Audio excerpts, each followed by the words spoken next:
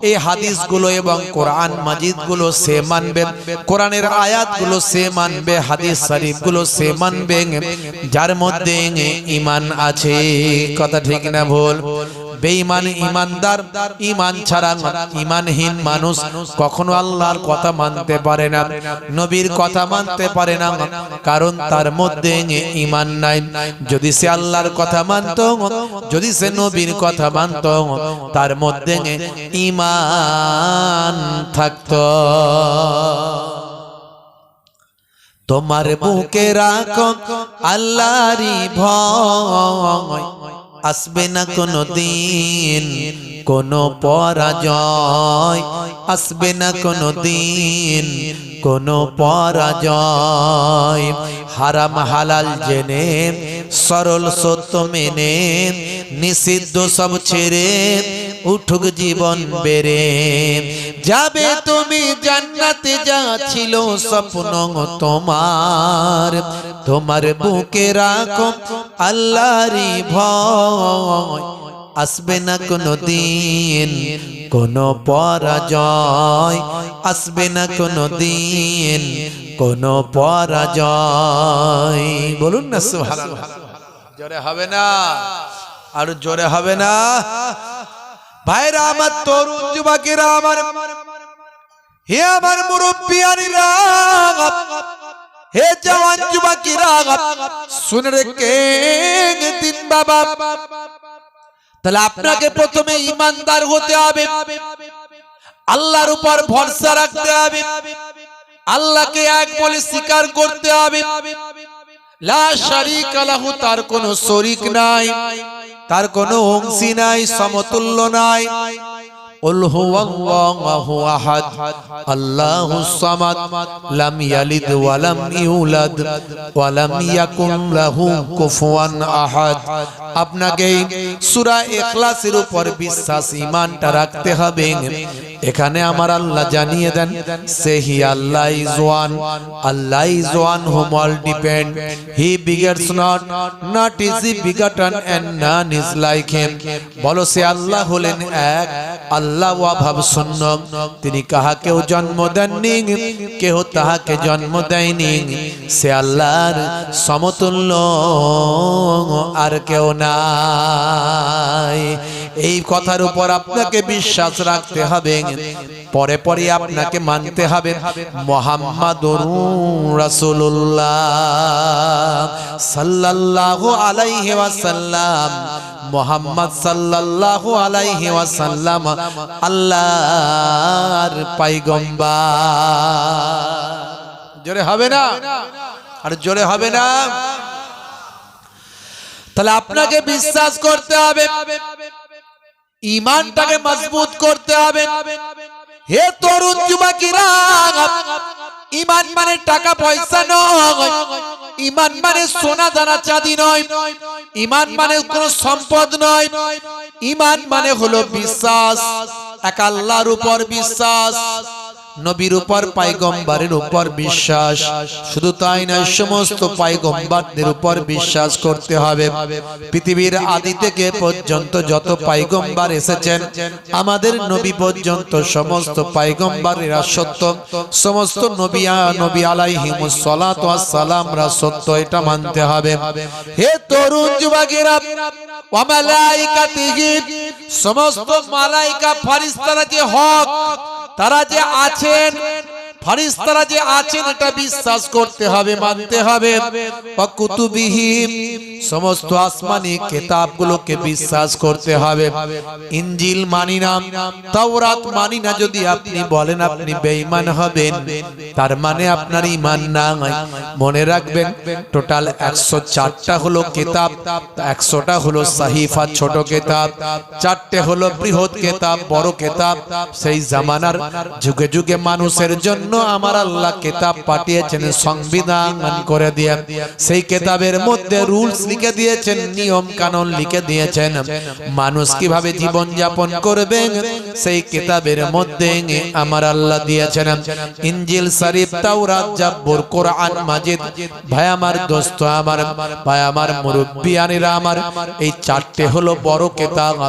ইনজিল, তাওরাত, জাবুর আর কোরআন মাজিদ, এই চারটে হলো বড় কিতাব।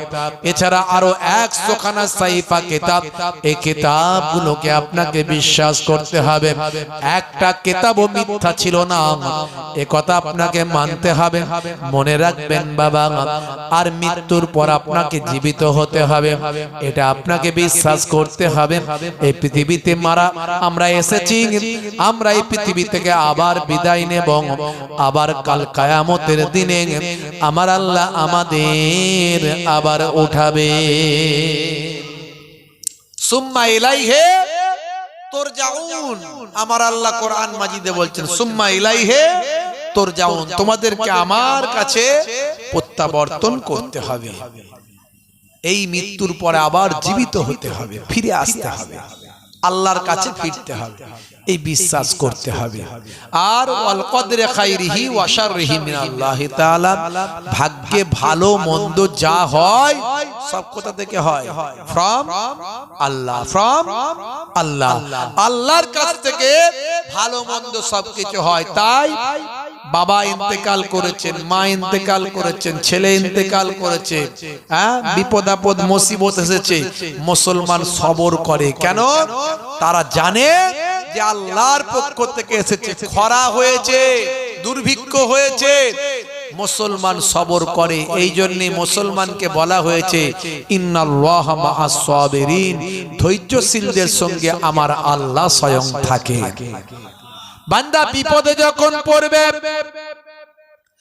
ওরে বান্দা মুসিবতে যখন পড়বে, তুমি যখন বিপদের মধ্যে পড়বে, বান্দা তুমি সবরটা করবে, ধৈর্য ধারণ করবে। এই অর্ডার হলো আল্লাহর অর্ডার। হে তরুণ যুবকেরা, হে আমার মুরব্বিয়ানেরা, শুনে রেখে দিন বাবা, জেনে রেখে দিন বাবা, তাহলে ভাগ্যে ভালো মন্দ যা কিছু হয় আল্লাহর কাছ থেকে হয়। এই সব কিছুকে বিশ্বাস করা, মানার নাম হলো ঈমানদার। ঈমানের পরে এবার আসবে বড় আমল। আমলগুলোর মধ্যে সবচেয়ে বড় আমল হলো নামাজ। সে নামাজ বান্দা ছাড়বে না। রাসূলের সুন্নত, একদিকে যেমন নামাজ, রোজা, হজ, যাকাত, হে তরুণ যুবকেরা, আর একদিকে হলো রাসূলের সুন্নত তরিকা, রাসূলের আখলাক। এগুলো মুসলমান ঈমানদারকে মেনে চলতে হবে। এগুলো যদি আপনি মেনে চলেন, আল্লাহ বলছেন বান্দারে তুমি আমাকে ভয় করলে আর প্রকৃত সাচ্চা মুসলমান হয়ে গেলেন। হে তরুণ যুবকেরা, হে আমার বন্ধুরা, হে আমার মুরব্বিয়ানেরা, শুনে রেখে দিন বাবা, দয়ার নবী বলছেন বুনিয়াল ইসলাম আলা খামস, ইসলামের বুনিয়াদ হলো 5টা। বুনিয়াদ মানে হলো পিলার, বুনিয়াদ মানে হলো ভিত। একটা ভাই আমার পিলার গুলোর উপর ইসলাম নামক বিল্ডিংটা দাঁড়িয়ে আছে। যে সমস্ত পিলার গুলোর উপর ইসলাম নামক বিল্ডিংটা দাঁড়িয়ে আছে, প্রথম পিলারটার নাম হলো কালেমা, শাহাদাতু আল্লা ইলাহা ইল্লাল্লাহ ওয়া আন্না মুহাম্মাদার রাসূলুল্লাহ। ওই যে বললাম না, সাক্ষী দেওয়া আল্লাহ ছাড়া কোনো মাবুদ নাই, মুহাম্মাদুর রাসূলুল্লাহ সাল্লাল্লাহু আলাইহি ওয়াসাল্লাম আল্লাহ পয়গম্বর। এটা হলো মূল পিলার, এটা হলো প্রথম স্তম্ভ। এরপরে হলো 2 নাম্বার পিলার, তারপরে 2 নাম্বার পিলার হলো ইকামিস সালাত, নামাজ কায়েম করা। হে তরুণ যুবকেরা, যে বান্দা নামাজ ছেড়ে দিল, ওমান তারাকাহা ফাকাদ হাদামাদ্দিন, নবী বলেন সে দ্বীনকে ধ্বংস করলো। যে নামাজ ছেড়ে দিল, আর নামাজ হলো সবচেয়ে বড় ইবাদত। নবী বলেন আফজালুল ইবাদাতে ইবাদাতুস সালাত, সমস্ত ইবাদতগুলোর মধ্যে আফজাল ইবাদত হলো নামাজ। সেই নামাজ তুমি ছাড়বে না। বান্দা নামাজের কথা আল্লাহ কোরআন মাজিদে 82 জায়গায় বলেছেন। সেই 82 জায়গায় নামাজের কথা বলেছেন।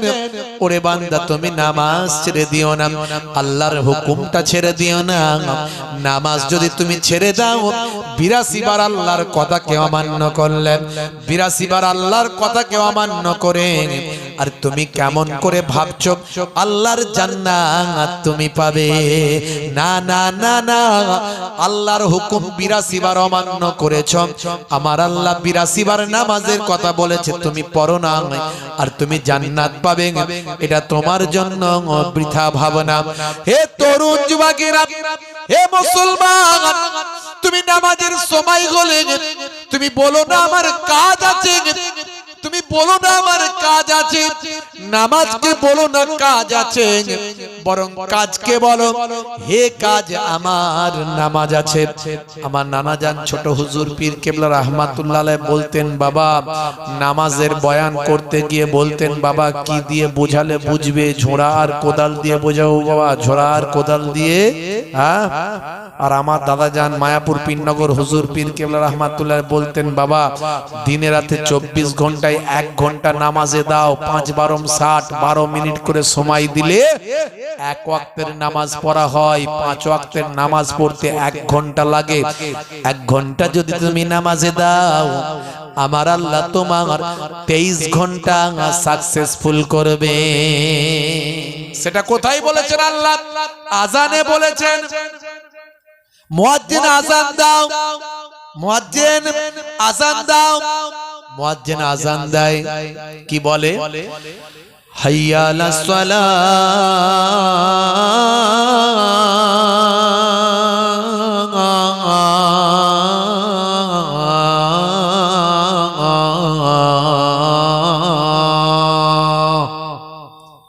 মানে এসো নামাজের দিকে এসো। মুয়াজ্জিন আজান দিচ্ছে, এসো নামাজের দিকে এসো। আল্লাহ বলছেন হে মুয়াজ্জিন বলে দাও, যদি নামাজের দিকে আসে কি তার লাভ হবে বলে দাও। মুয়াজ্জিন আবার তখন বলছেন, বলে দিচ্ছে মুসলমানদের উদ্দেশ্যে, ঈমানদারদের উদ্দেশ্যে, বিশ্ববাসীর উদ্দেশ্যে বলে দিচ্ছে, হে বিশ্ববাসী যদি তুমি নামাজে আসো তোমার কি লাভ হবে আমার আল্লাহ জানিয়ে দিয়েছেন। মুয়াজ্জিন তাই এরপরেই ঘোষণা দেয়, কি বলে? হাইয়া আলাল ফালাহ,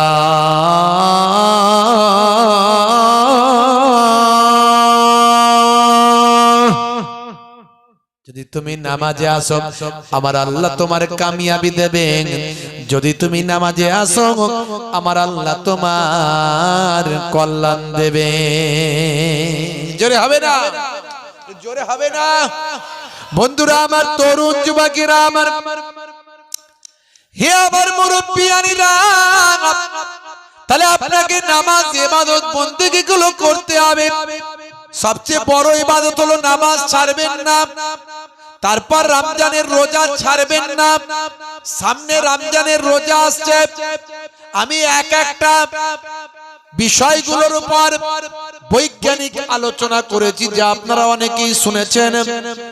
ইন্টারনেটে গেলে আপনি পাবেন 20, 15, 20 হাজার 25 হাজার বক্তব্য আছে। এক একটা সুন্নত, এক একটা ফরজের উপর আমি আলোচনা করেছি, যেখানে বিজ্ঞান আর বাস্তবতা আছে। আজকে বেশি আলোচনা করব না, আজকে আলোচনা করব আপনার মাঝখানে 3টে জিনিস নিয়ে। যেটা প্রথমেই বললাম যে মাজলুম ব্যক্তি নিয়ে আলোচনা করব, মুসাফির ব্যক্তি নিয়ে আলোচনা করব, আর পিতামাতার হক নিয়ে একটু আলোচনা করব। হে তরুণ যুবকেরা, তবে মৌলিক বিষয়ের উপর আলোচনা না করলে সমস্ত আলোচনা যেমন কেমন সাদামাটা হয়ে যায়, তাই মৌলিক বিষয়ের উপর একটু আলোচনা করে নিচ্ছি। তাহলে ইসলামের পিলার হলো কটা? 5টা বলেছি। ইসলামের ভিত্তি হলো কটা? 5টা বলেছি। তার মধ্যে প্রথম বলেছি শাহাদাতু আল্লা ইলাহা ইল্লাল্লাহ ওয়া আন্না মুহাম্মাদার রাসূলুল্লাহ ওয়া ইকামিস সালাত ওয়া ইতাইজ যাকাত। সালাতটা বলেছি, নামাজটা বলেছি, এবার হলো যাকাতটা প্রদান করা। বাৎসরিক খরচ খরচা লাভ্যাংশ যা কিছু আছে খরচ খরচা বাদ দিয়ে লাভ্যাংশ যেটা আপনার জমবে জানুয়ারি থেকে জানুয়ারি, কিংবা রমজান থেকে রমজান, কিংবা ডিসেম্বর থেকে ডিসেম্বর, অর্থাৎ একটা হিসাব আপনি করবেন। সেই হিসাব অনুযায়ী খরচ খরচা বাদ দিয়ে যেটা লাভ্যাংশ জমবে, যদি আপনি সাহেবে নেশাব তখন হয়ে যাবেন, আপনার লাভ্যাংশ জমা মানে আপনি সাহেবে নেশাব হয়ে গেলেন, অর্থাৎ আপনার জন্য যাকাত দেওয়া ফরজ হয়ে গেল। আপনি শতকরা 2.5 টাকা, শতকরা 2.5 টাকা হিসাবে যে যাকাতটা পড়বেন সেটা আপনার নিয়ারেস্ট, আপনার কাছের আত্মীয় স্বজন গরিবের মধ্যে দান করে দেবেন। যাকাতের উদ্দেশ্য মনে রাখবেন, যাকাতের উদ্দেশ্য একটা লুঙ্গি দেওয়া নয়, যাকাতের উদ্দেশ্য একবেলা খাইয়ে দেওয়া নয়, যাকাতের উদ্দেশ্য হলো গরিবি হাঁটাও দেশ বাঁচা। অরিজিনালি ইসলাম গরিবি হাঁটাও দেশ বাঁচাও বলেছে। এখন পাবলিক বলে গরিবি হাঁটাও দেশ বাঁচাও, ভিতরে ভিতরে বলে গরিবি বাড়াও দেশ বাঁচাও, গরিবি বাড়াও, বেশি গরিবে বাড়াতে হবে দেশও বাঁচাতে হবে। কিন্তু অ্যাকচুয়ালি ইসলাম বলেছিল গরিবি দূরীকরণ। এই জন্য যে যে জায়গায় যাকাতের সিস্টেম ঠিকভাবে মেনটেন করা হয় সেখানে গরিব নাই। ভাইরা আমার, তরুণ যুবকেরা আমার, মুরব্বিয়ানেরা আমার, খুবই সংক্ষেপ করে বলবো, হে তরুণ যুবকেরা, হে আমার বন্ধুরা, হে আমার মুরব্বিয়ানেরা, শুনে রেখে দিন বাবা, জেনে রেখে দেন। নাকি? আচ্ছা, মাশাআল্লাহ, ঠিক আছে, টাইম মেনে চলে আসবে না? ঠিক একদম মোটামুটি ওনার টাইমটা যেন ঠিকঠাক থাকে। ভাইরা আমার, তরুণ যুবকেরা আমার, লম্বা চওড়া নাই, বেশি আলোচনা করব না। প্রথম মৌলিক বিষয় নিয়ে বলছিলাম 5টা কথা। তাহলে যাকাতের সম্পর্কে ছোট্ট ধারণা আপনাদের আছে, একটু টাচ দিচ্ছি, তারপরে কি বলবো বাবা, ভাই আমার, দোস্ত আমার, পাইতাই যাকাত ওয়াল হজ ওয়া সাওম রমাজান। বন্ধুরা আমার, তরুণ যুবকেরা আমার, তারপরে যাকাত যেমন দেওয়া আপনার জন্য ফরজ হলো, আপনি যদি সাহেবে নেশাব হন আপনার জন্য হজ করা ফরজ বাবা। অনেকে দেখবেন হজ ফরজ হয়ে যায় কিন্তু বুড়ো না হলে হজ করতে যায় না। জিজ্ঞাসা করলে বলে পাগল কোথাকার, এখন আবার হজ করে নাকি? হজ করার বয়স হয়েছে বোকা। কেন গো, হজ করার বয়স হয় না? হজ করে এলে নিয়ম মেনে চলতে হবে, বুঝতে পারছিস না? নিয়মটা মেনে চলতে হবে। এই যে একটু মিছামিছি করছি, এটা ওটা বলছি, ধাপ্পাবাজি, এসব 2 নম্বরই, একটু জোচ্চুরি দাগাবাজি, এসব চলবে নাকি হজ করে এলে? ওই চিন্তা ভাবনা নিয়ে হজ করতে যায়নি। হজ ফরজ হয়ে যায় তবুও যায় না। যাই কখন? যখন বুড়ো বয়সে চলার ক্ষমতা নাই, দৌড়ানোর ক্ষমতা নাই, হজের হুকুম আহকাম গুলো পালন করার ক্ষমতা নাই, সেখানে গিয়ে শুধু গাড়ি খোঁজে। গাড়ি, পয়সা আছে তো, অনেক পয়সার মালিক, কত নিবি রিয়াল বাবা বল? বলে চাচা 150 রিয়াল নেবো। লে 130 রিয়াল নিবি, দে বাবা, গাড়ি দিয়ে একটু ঘুরিয়ে দে একটুখানি। ব্যাস ব করে ঘুরিয়ে দিল, তোয়াফ হয়ে গেল। মাঠ টানি মাথা থেকে ও মাথা দিয়ে ছুটি দিল, দিয়ে বললো হয়ে গেল তোমার সাফা মারওয়া সাই হয়ে গেল। ব্যাস, ইয়ং বয়সে গিয়ে নিজের পরিশ্রমের মধ্যে দিয়ে হজের হুকুম পালন করা, আর কেউ তোমাকে গাড়ি নিয়ে ঘুরিয়ে দিয়ে এক হলো কখনো বাবা? ইসলাম কি ওটা বলেছে বুড়ো বয়সে হজ করতে? যখনই তোমার হজ ফরজ হবে হজ করো। হে তরুণ যুবকেরা, বন্ধুরা আমার, তরুণ যুবকেরা আমার, তাহলে মৌলিক বিষয়গুলো মনে রাখবেন। কালেমা, নামাজ, রোজা, হজ, যাকাত, এটা হলো ইসলামের 5টা ভিত্তি, পিলার। এই পিলার যদি না থাকে ইসলাম নামক বিল্ডিংটা দাঁড়াবে না। মুসলিম তুমি নামে হলে আজ কামে হলে না ভাই। মুসলিম দেখো অপরাধে লিপ্ত কেন হয়। মুসলিম তুমি কোরআন হাদিস পড়তে জানো না। মুসলিম তুমি মসজিদেতে নামাজে এলে না। মুসলিম তুমি নামে হলে আজ মুসলিম তুমি নামে। মুসলিম এলে ন্যায়ের পথে সমাজ বদলাবে রে, সমাজ বদলাবে। মুসলিম তুমি নামে হলে আজ কামে হলে না ভাই। মুসলিম দেখো অপরাধে লিপ্ত কেন হয়। বোমে বারুদে নেশার তালাই হবে না কারো সাথে সালাউদ্দিন আর তাগুলের তুমি যে উত্তরসূরি ব্যঙ্গ কার্টুনে ব্যঙ্গ সিনেমায় নবীর সম্মান কমে না ব্যঙ্গ কার্টুনে ব্যঙ্গ সিনেমায় নবীর সম্মান কমে না গুগল সার্চে সেরা মনীষী খুঁজে দেখো না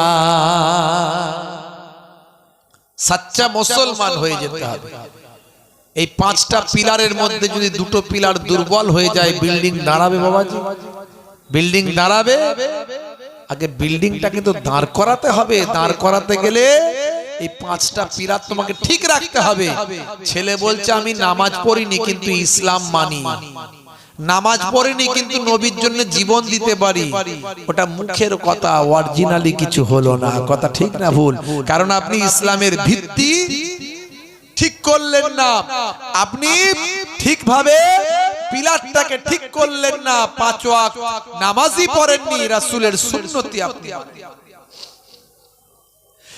হে তরুণ যুবকেরা হে আমার বন্ধুরা শুনে রেখে দিন বাবা জেনে রেখে দেন এবার চলে আসুন বাবা একটুখানি লক্ষ্য রাখুন এবার আপনি চলে আসুন হে মুসলমান একটু খেয়াল করুন বাপজি আমার বিল্ডিংটা আপনার দাঁড়িয়ে গেল এবার বিল্ডিংটাকে কেমন ভাবে সাজাবেন এটা আপনার নিজস্ব ব্যাপার বিল্ডিং এ আপনি ফল সিলিং করবেন কি করবেন না সেটা আপনার পার্সোনাল ম্যাটার আপনি দেওয়াল আলমারি করবেন কি করবেন না সেটা আপনার পার্সোনাল ব্যাপার এটা আপনি হে তরুণ যুবকেরা আপনি দেওয়ালে পট্টি করবেন না এমনি চুন করবেন সেটা আপনার ব্যাপার আপনি সিমেন্ট দিয়ে মেঝে করবেন না টাইলস লাগাবেন পাথর লাগাবেন এটা আপনার ব্যাপার অর্থাৎ যেমন করে পারবেন এবার সুন্দর করে বিল্ডিংটাকে সাজাবেন আর এই বিল্ডিংটাকে সুন্দর করে ইসলামের বিল্ডিংটাকে সুন্দর করে সাজাতে গেলে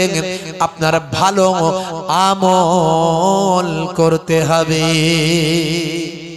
হে তরুণ যুবকেরা এর জন্য আপনার ঠিক লাগবে এই কাল্পটা এখানে কাল্প বলে একটা জিনিস আছে এই কাল্পটা আপনার ঠিক করতে হবে আমার নবী বলেন তাকওয়াটা এখানে আছে আর তাকওয়া হা হোনা তাকওয়া এই জায়গাতে আছে যার হৃদয় ভালো তার সব ভালো যার অন্তর খারাপ তার সব খারাপ ইসলামে বলা হয়েছে নবী জানিয়েছেন মানুষের শরীরে একটা গোশতের টুকরো আছে বাবা যে গোশতের টুকরোটা যদি ভালো হয় তার সারা শরীরটা ভালো হয় আর এই গোশতের টুকরোটা যদি খারাপ হয় তার সারা শরীরটা খারাপ হয় হে তরুণ যুবকেরা এই গোশতের টুকরো আর অন্য কিছু নয় এই গোশতের টুকরোটা হলো আপনার কাল্ব আপনার হৃদয় মনটাকে আমাদের ভালো করতে হবে বন্ধুরা আমার তরুণ যুবকেরা আমার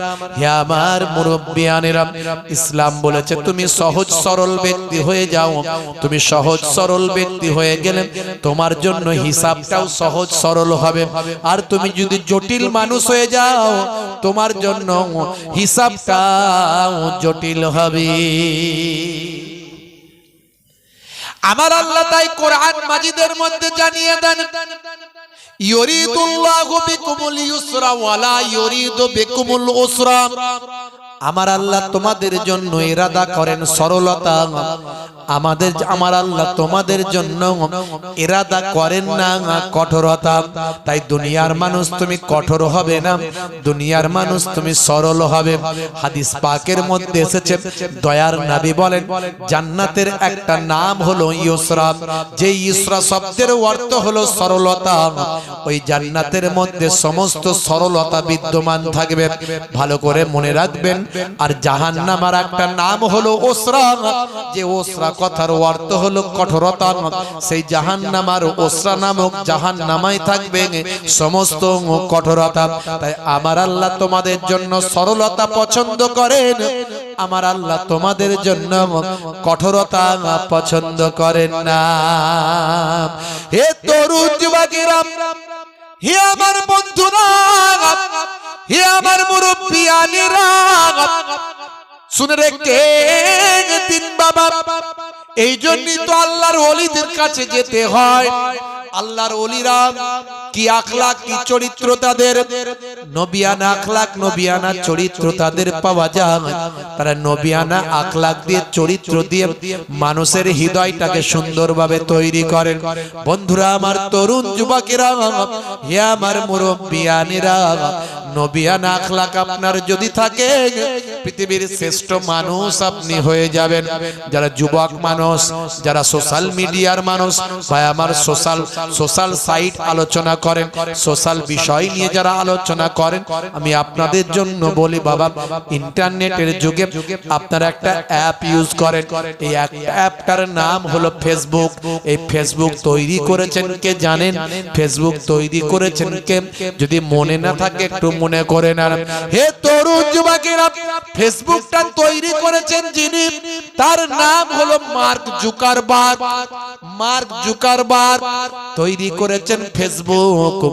মুসলমানের ছেলেরা তাতে দেখাচ্ছে নিজেদের লুক যদি ভালো হয় বন্ধু দেয় লাইক, আর লুক যদি খারাপ হয় করে দেয় সেটা সাইড। ভাইরা আমার, তরুণ যুবকেরা, আজকাল মুসলমানের ছেলেরা এই ফেসবুক নামক অ্যাপে গিয়ে সেখানে একটা সুন্দর ছবি তুলে আপডেট দিয়ে বলে, বন্ধুরা কেমন লাগছে একটু জানতে চাই। কেউ বলে হিরো হিরো, কেউ বলে ওয়ান্ডারফুল, কেউ বলে বিউটিফুল।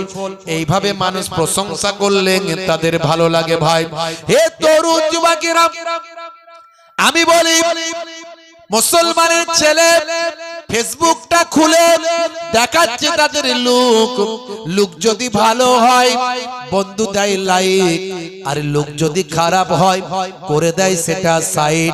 মুসলমান একটু লক্ষ্য রাখবেন, আমার আপনার এই অ্যান্ড্রয়েড বডিতেও একটা অ্যাপ আছে, যে অ্যাপটার নাম দিয়েছি আমি ফেসবুক। এই অ্যাপটা আর অন্য কিছু নয়, এই অ্যাপটার নাম হলো আপনার আমার হৃদয়। এই হৃদয়ে আপনার আমার সারাটা জীবনের লুক ধরা পড়ে।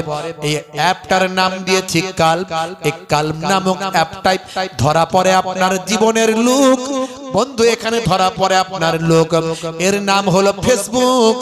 এখানে ধরা পড়ে আপনার লাইফের লুক যদি ভালো হয় ফারিস্তা দেয় লাইক, আর লুক যদি খারাপ হয় করে দেয় সেটা সাইড।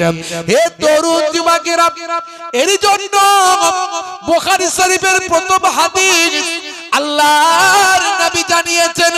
বুখারী শরীফে ইমাম বুখারী হাদিসটাকে প্রথম নিয়ে এসেছেন। সেই হাদিসে বলা হয়েছে ইন্নামাল আমালু বিন্নিয়াত, নিয়তের উপর আমল হয়। নিয়ত যদি কারো ভালো হয় তার আমলটা তাড়াতাড়ি আল্লাহর দরবারে পৌঁছায়। জোরে হবে না? আরেকটু জোরে হবে না? ভাইরা আমার, তরুণ যুবকেরা আমার, মৌলিক বিষয় নিয়ে আলোচনা করলাম। এবার চলে আসুন একটুখানি দাওয়াতুল মাজলুমে, দাওয়াতুল মুসাফিরে, দাওয়াতুল ওয়ালিদে আলা ওয়ালাদিহি। বন্ধুরা আমার, তরুণ যুবকেরা আমার, মাজলুম ব্যক্তির ডাক আল্লাহর আরশে কবুল হয়। হযরতে বেলাল কত বড় মাজলুম ব্যক্তি ছিলেন আপনারা জানেন। হযরতে বেলাল কত বড় মাজলুম ব্যক্তি ছিলেন আপনারা জানেন। উমাইয়ার বাড়িতে গোলামতি করত। উমাইয়া কৃতদাস হিসাবে তাকে ক্রয় করেছিল। হযরতে বেলাল হাবশী রাদিয়াল্লাহু তাআলা আনহু। বন্ধুরা আমার, তরুণ যুবকেরা আমার, ইসলামের প্রথম মুয়াজ্জিন বলা হয় যার হাত দিয়ে ভাই আমার প্রথম আজান দেওয়া শুরু হয়। এই সিস্টেমে, এই পদ্ধতিতে মনে রাখবেন, ঈসা নবীর জামানায় নামাজ ছিল কিন্তু এই সিস্টেমে আজান ছিল না। মুসা নবীর জামানায় নামাজ ছিল, এই সিস্টেমে আজান ছিল না। হযরতে হুদ নবীর জামানায় নামাজ ছিল, এই সিস্টেমে আজান ছিল না। হযরতে ইব্রাহিম নবীর জামানায় আজান ছিল, এই সিস্টেমে আজান ছিল না।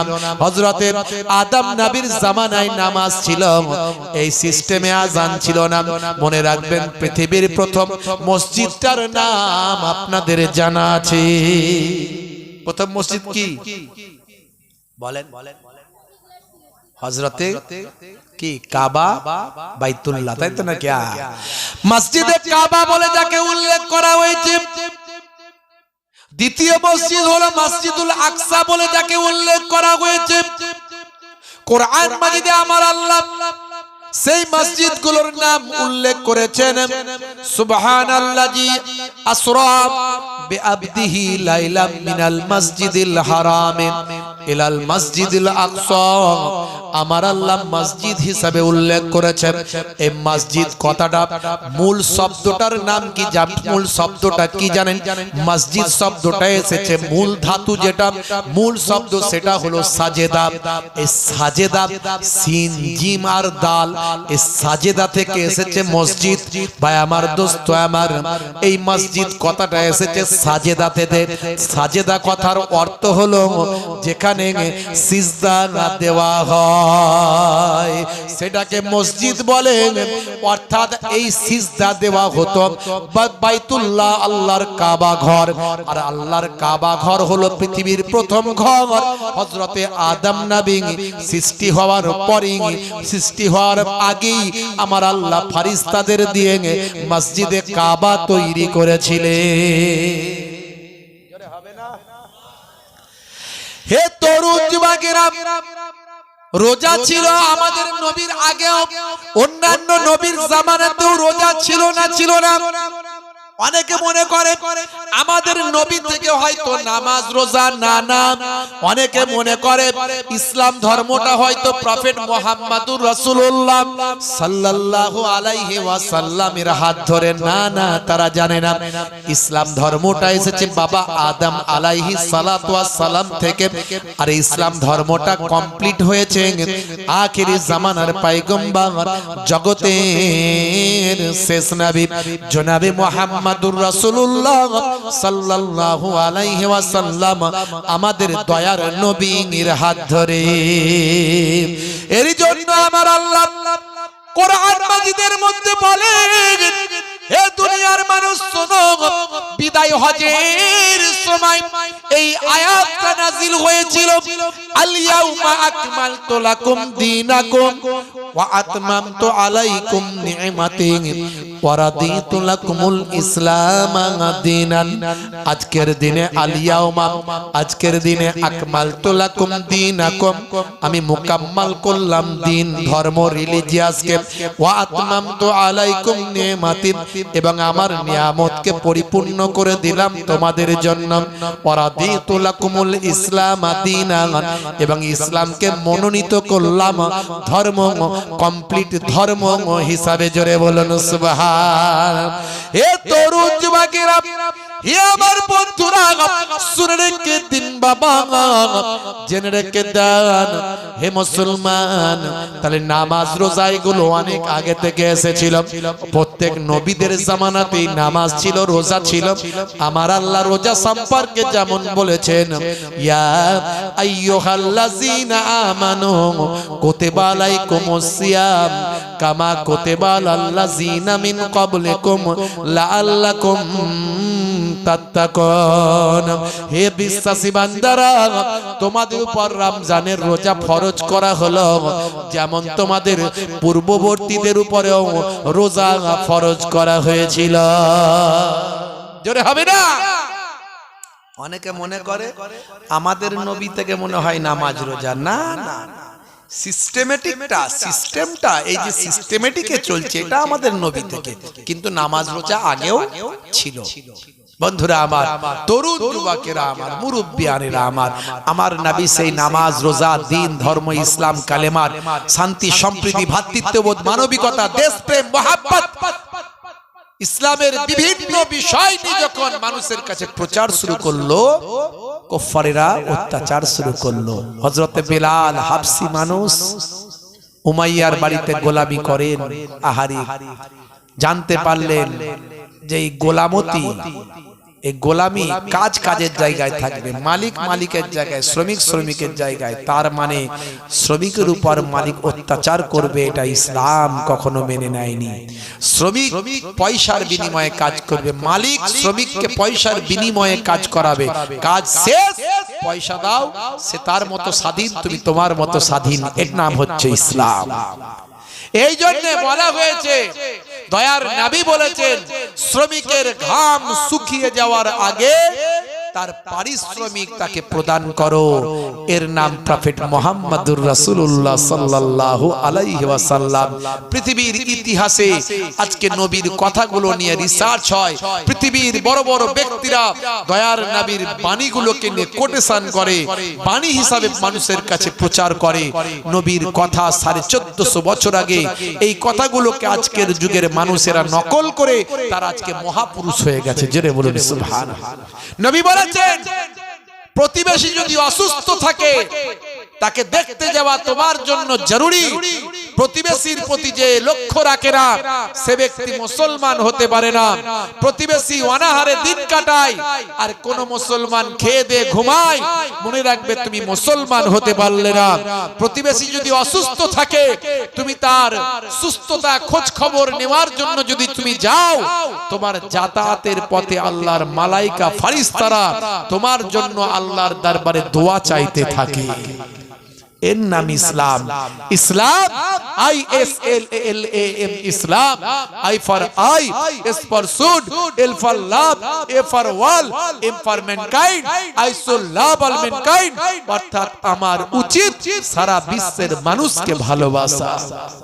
যিনি সারা বিশ্বের মানুষকে ভালোবাসেন, যিনি সারা বিশ্বের মানুষকে মহব্বত করেন, তিনি তো প্রফেট মুহাম্মদুর রাসূলুল্লাহ সাল্লাল্লাহু আলাইহি ওয়াসাল্লামের একটা আদর্শকে মেনে চলেন। জোরে বলেন সুবহানাল্লাহ। আরে হযরতে বেলাল গোলাম হয়ে আছেন, চাকর। অকথ্য অত্যাচার, অন্যায়, অবিচার, পাপাচার হযরতে বেলালের সঙ্গে কি এমন অন্যায় তারা করেনি। হযরতে বেলাল দেখলেন ইসলাম শান্তির কথা বলে, ইসলাম স্বাধীনতার কথা বলে, ইসলাম ভ্রাতৃত্বের কথা বলে। প্রফেট মুহাম্মদুর রাসূলুল্লাহ সাল্লাল্লাহু আলাইহি সাল্লাম সেরা মহাপুরুষ, আখিরি জামানার পয়গম্বর হযরতে বেলাল চাকর হিসাবে আছেন, কিন্তু লুকিয়ে গিয়ে দয়ার নবীর কাছে কালেমা পড়ে নিলেন। জোরে হবে না, জোরে হবে না। হে তরুণ যুবকেরা, হে আমার বন্ধুরা, শুনে রেখে দিন বাবা, জেনে রেখে দেন, হযরত বেলাল উমাইয়ার বাড়িতে গোলামতি করেন। উমাইয়ার বাড়িতে উটের দেখাশোনা করে, ঘোড়ার দেখাশোনা করে, আস্তাবলে থাকে। আস্তাবলের একটা ঘরে, পাশের ঘরে থাকে। ভাই আমার, জীবজন্তুগুলোর দেখাশোনা করে। হযরতে বেলালের রাখালি করা দায়িত্ব, হযরতে বেলালের বাড়ির কাজগুলো করে নেওয়া দায়িত্ব। হে তরুণ যুবকেরা, হযরতে বেলাল দয়ার নবীর কাছ থেকে শিক্ষা লাভ করে, এডুকেশন পায়, নামাজ ইবাদতের কথা জানতে পারে। হে তরুণ যুবকেরা, দয়ার নবীর কাছে ইবাদতের কথা জানতে পারে, আল্লাহ এক বলে জানতে পারে, আখিরি জামানার পয়গম্বরকে হযরতে বেলাল চিনতে পারে। ভাইরা আমার, তরুণ যুবকেরা উমাইয়ার বাড়িতে গোলামি করে। গোলামির ফাঁকে গোলামি যখন করা হয়, কাজকর্ম শেষ করে আস্তাবলের পাশে, হে তরুণ যুবকেরা, হে আমার মুরব্বিয়ানেরা, উঠের গোয়াল ঘরের পাশে একটা ছোট্ট জায়গা পরিষ্কার করে, সেইখানেই হযরতে বেলাল আল্লাহর ইবাদতে মশগুল থাকে। হে তরুণ যুবকেরা, উমাইয়া যখন জানতে পেরে গেল হযরতে বেলাল তিনি ঈমান কবুল করেছেন, উমাইয়া জানতে পারলো আমার চাকরটা, আমার গোলামটা, সেও প্রফেট মুহাম্মদুর রাসূলুল্লাহ সাল্লাল্লাহু আলাইহি ওয়াসাল্লামের ভক্ত হয়েছে, শিষ্য হয়েছে, গোপনে গোপনে নবীর শিষ্য হয়ে গেছে। উমাইয়া জানতে পেরে মক্কার বড় বড় মস্তানদের কাছে খবরটা দিয়ে দিল। আবু জাহিল, আবু লাহাব, উতবা, সাইবাদের কাছে খবরটা দিয়ে দিল। তারা লোক পাঠিয়ে দিল যাতে কোন দলের, কোন আমাদের দলের মানুষ যাতে প্রফেট মুহাম্মদুর রাসূলুল্লাহ শিষ্য যেন না হয়ে যায়, তার সঙ্গী যেন না হয়ে যায়। যদি হয়ে যায় তাহলে তার উপর মানসিকভাবে অত্যাচার, শারীরিকভাবে অত্যাচার করে তাকে আবার পুনরায় আমাদের দরে ফিরিয়ে আনতে হবে। আজও দেখছেন না সারা পৃথিবীতে কোটি কোটি মানুষ বিশ্ব নবীর শিষ্য হচ্ছে।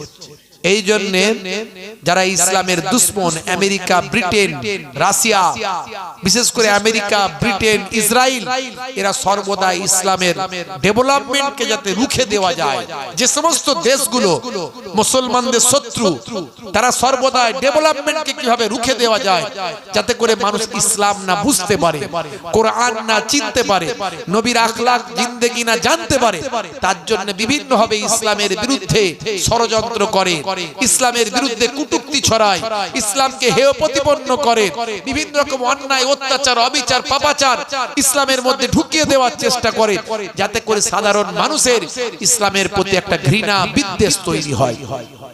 আর যারা ইসলামকে আপন করে নেওয়ার চেষ্টা করে, নবীর শিষ্য হতে চায়, তাদের উপর অত্যাচার করার চেষ্টা করে, জুলুম করার চেষ্টা করে, সেটা সে যুগেও ছিল, এই যুগেও ছিল। হে তরুণ যুবকেরা, হযরত বিলালকে জানতে পেরে উমাইয়ার দলেরা, আবু জাহিল, আবু লাহাবের দলেরা সেই সময় বলেছিল, বেলাল তুমি প্রফেট মুহাম্মদুর রাসূলুল্লাহর কালেমা ত্যাগ করে দাও, আল্লাহ আল্লাহ টাকা বন্ধ করে দাও, তুমি এসব ইবাদত বন্দেগী তুমি ছেড়ে দাও, তুমি হলে আমাদের কেনা গোলাম, যা বলবো তাই শুনবে, এটা মেনে নাও। সেই সময় হযরত বেলাল বলেছিলেন, আমাদের নবী জানিয়েছেন আমি আপনার গোলাম, নিশ্চয় আপনার গোলামতি করব, কাজে কখনো ত্রুটি করব না, যেটা আমার দায়িত্ব সেটা পালন করব, দায়িত্বের ফাঁকে আমি আমার অবসর সময়ে আল্লাহর ইবাদত করব। যদি এতে আমার জীবন চলে যায়, যদি এতে আমার জীবনটা চলে যায়, তবুও আমি ঈমান হারা হব না, আল্লাহ ছাড়ব না, আর নবীর কালেমা ভুলে যাব না।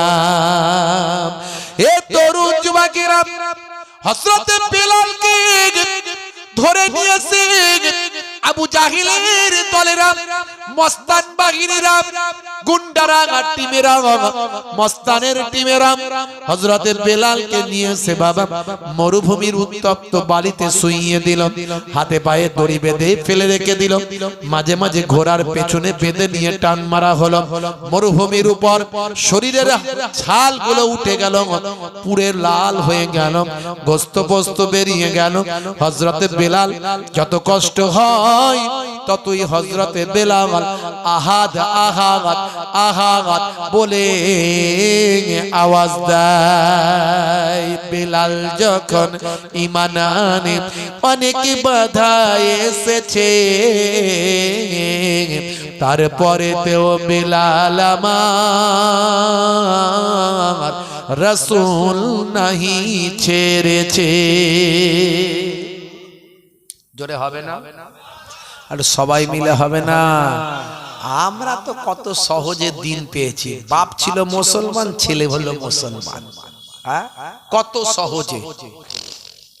এমন অনেক লক্ষ লক্ষ কোটি কোটি মানুষ আছে যাদের বাপ 14 পুরুষ মুসলমান নয়, তারা ইসলামকে বোঝার চেষ্টা করছে, তারা কত কষ্ট করছে, তারা কত মেহনত করছে। কেসি আজকালের জীবনে কখনো বিড়ি সিগারেট খেতেন না, কিন্তু পকেটে একটা দেশলাই নিয়ে ঘুরে বেড়াতেন। এই ওয়াজটা আমি অনেক আগে করেছি, এসব কথা আপনি পাবেন না অনেক রিসার্চ করে বের করা। বন্ধুরা আমার, যে কবিতাগুলো বলছি এগুলো আমার নিজস্ব লেখা, আর কারো কাছে পাবেন না। আমি একটু যখন সময় পাই একটু কিছু নতুনত্ব আপনাদের মাঝখানে দিয়ে মানুষকে উদউ ইলা সাবিলি রাব্বিকা বিল হিকমাতি ওয়াল মাউইজাতিল হাসানা, ইসলামের দিকে আকর্ষণ করার জন্য কিছু সুন্দর সুন্দর উপদেশ, কৌশল, হিকমা অবলম্বন করার চেষ্টা করি। হে তরুণ যুবকেরা, হে আমার মুরব্বিয়ারা, শুনে রেখে দিন বাবা, আজকে আমি বিজ্ঞানের কথা বললাম না, আজকে আমি ইতিহাসের কথা বললাম না, আজকে আপনাদের মাঝখানে যেটা বলছি সেটা একেবারে ভাই আমার, দোস্ত আমার, কিছু উপমা, কিছু উদাহরণ আপনাদের মাঝখানে তুলে ধরার চেষ্টা করছি। হে মুসলমান, একটু লক্ষ্য করুন, একটা বাস্তব তথ্য দেওয়ার চেষ্টা করছি। ইন্টারনেট সার্চ করবেন, পাবেন ক্যাসিয়াস ক্লে কে ছিলেন, হু ইজ ম্যান, কে সেই ব্যক্তি, হু ইজ পারসন, কে সেই ব্যক্তিত্ব। হে তরুণ যুবকেরা, হি ইজ গ্রেটেস্ট, তিনি একজন বিখ্যাত একজন ভাই আমার প্লেয়ার, বিখ্যাত একজন খেলোয়াড়, বিখ্যাত একজন ভাই আমার কি বলবো মুষ্টিযোদ্ধায় খ্যাত একজন বিখ্যাত ব্যক্তি, পৃথিবীর শ্রেষ্ঠ একজন গ্রেটেস্ট ব্যক্তিত্ব, গ্রেটেস্ট পারসন, পৃথিবীর শ্রেষ্ঠ একজন ব্যক্তিত্ব যাকে সবাই চেনে, সেই ক্যাসিয়াস ক্লে, যিনি পরবর্তীকালে মোহাম্মদ আলী ক্লে হয়েছিলেন। জীবনে কোনোদিন সিগারেট বিড়ি খান না, কিন্তু তার পকেটে একটা দেশলাই নিয়ে ঘুরে বেড়ান। লোকে জিজ্ঞাসা করে, ভাই ক্যাসিয়াস ক্লে, আপনি তো জীবনে কোনোদিন সিগারেট বিড়ি খান না, কিন্তু পকেটে কেন দেশলাই নিয়ে ঘুরে বেড়ান? এমন সময় ক্যাসিয়াস ক্লে ওরফে মোহাম্মদ আলী ক্লে বলেন, শুনে রেখে দাও, জেনে রেখে দাও, তোমাদের বাপ 14 পুরুষ মুসলমান, তোমার বাপ 14 পুরুষ মুসলমান, তুমি মুসলমান, আমার বাপ 14 পুরুষ মুসলমান নয়, আমি কিন্তু অনেক কষ্ট করে বাই চান্স মুসলমান নয়, বরং বাই চয়েস আমি মুসলমান। হে তরুণ যুবকেরা, ক্যাসিয়াস ক্লে ওরফে মোহাম্মদ আলী ক্লে সেই সময় বলেছিলেন, আমি অনেক কষ্ট করে নবী চিনেছি, অনেক কষ্ট করে কোরআন পেয়েছি, অনেক কষ্ট করে সবকিছু জেনেছি, শিখেছি। শুনে রেখে দাও বাবা, জেনে রেখে দাও, হে তরুণ যুবকেরা, হে আমার মুরব্বিয়ানেরা, হে আমার বন্ধুরা, হে আমার ভাইরা, শুনে রাখো, জেনে রেখে দাও, আমি মোহাম্মদ আলী ক্লে বলি, আমি ক্যাসিয়াস ক্লে ওরফে মোহাম্মদ আলী ক্লে বলি। তোমাদের একটা হৃদয় আছে, আমারও হৃদয় আছে, তোমাদের হৃদয় পাপ করতে চাই, গুনাহ করতে চাই, আমারও হৃদয় পাপ করতে চাই, গুনাহ করতে চাই। শুনে রাখো, আমার হৃদয় যখন পাপ করতে চাই, গুনাহ করতে চাই, তখন আমি অনেক কষ্ট করে তো দিন পেয়েছি, ইসলাম পেয়েছি, জান্নাত জাহান্নাম জেনেছি, তখন আমি পকেট থেকে একটা দেশলাইয়ের কাঠি বের করে আগুনটা জ্বালিয়ে আমি আমার হাতে তালুতে রাখার চেষ্টা করি। আমি এত বড় একজন মুষ্টিযোদ্ধাই, পৃথিবী বিখ্যাত 3 বার হেভিওয়েট চ্যাম্পিয়ন আমি মোহাম্মদ আলী ক্লে, আমি আমার হাতের তালুতে সামান্য একটা দেশলাই কাঠির আগুন সহ্য করতে পারি না। তখন আমি নিজেকে বলি, হে মোহাম্মদ আলী ক্লে, তুমি সামান্য একটা দেশলাই কাঠির আগুন নিজের হাতের তালুতে সহ্য করতে পারো না, তুমি কেমন করে এই পাপটা করে, অন্যায়টা করে জাহান্নামের আগুনটা সহ্য করবে? এর জন্য আমি জীবনে কখনো বিড়ি সিগারেট খাই না, কিন্তু আমি আমার পকেটে দেশলাই কাটি, দেশলাই নিয়ে ঘুরে বেড়াই। বন্ধুরা আমার, তরুণ যুবকেরা আমার, কত কষ্ট করেছেন হযরতে বেলাল, বুকে পাথর তুলে দেওয়া হয়েছে যাতে করে আহাদ আহাদ না বলতে পারে, নবী নবী করে আওয়াজ না দিতে পারে। হযরতে বেলালের জিহ্বাতে 6টা পেরেক মারা হয়েছে, জিহ্বাকে ফুটো করে দেওয়া হয়েছে। তৎকালীন যুগের পেরেক মানে গাছের কাঁটা, গাছের কাঁটা দিয়ে হযরতে বেলালের